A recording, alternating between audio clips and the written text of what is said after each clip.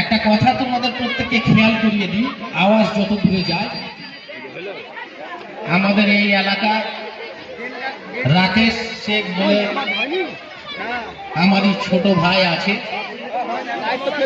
সে তোমাদের প্রত্যেকের ভালোবাসায় আজকে একটা সামাজিক বা এলাকায় সমাজসেবী বলে পরিচিত। আরো ভালো কথা, যেহেতু তার গুণগত মান এলাকায় খুব ভালো ছিল, সে নিয়ামত শেখ মহাশয় এমএলএ, উনি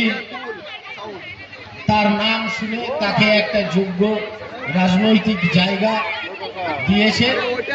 এবং সেই রাজনৈতিক জায়গার সুবাদে আজকে বহরমপুর পঞ্চায়েত সমিতির বন ও ভূমি কর্মাধ্যক্ষ